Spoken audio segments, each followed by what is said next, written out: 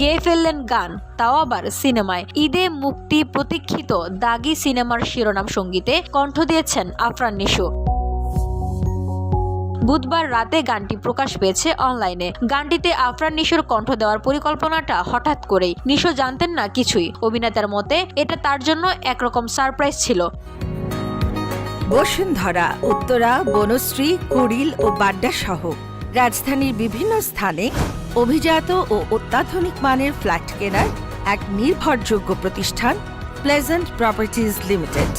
তাই আপনার স্বপ্নের আবাসনের জন্য আজই যোগাযোগ করুন। Pleasant properties limited, where destiny matches eventually. Nisho বলেন, গানটিতে কণ্ঠ দেওয়ার যে কারণগুলো আমার বেশ যৌক্তিক মনে হয়েছে বলেই আমি কণ্ঠ দিতে রাজি হয়েছি। আরও কিছু সংযোজন বিয়োজনের পর গানটিতে ভয়েস দেই। তিনি জানান, গানটি লেখার আগে সিনেমার গল্পটাও একটু জেনে নিয়েছিলেন তিনি। সিনেমাটি প্রযোজনা করেছে SBF Alpha I Entertainment Limited এবং সহ প্রযোজনায় আছে OTT প্ল্যাটফর্ম চরকি। শিহাব শাহিন পরিচালিত সিনেমাটি পেয়েছে ইউ গ্রেডের সেন্সর সার্টিফিকেট, অর্থাৎ সব বয়সীরাই দেখতে পারবেন দাগি সিনেমা। এরই মধ্যে প্রকাশ পেয়েছে দাগি সিনেমার টিজার, রোমান্টিক গান, official poster. VOD Bangla news desk.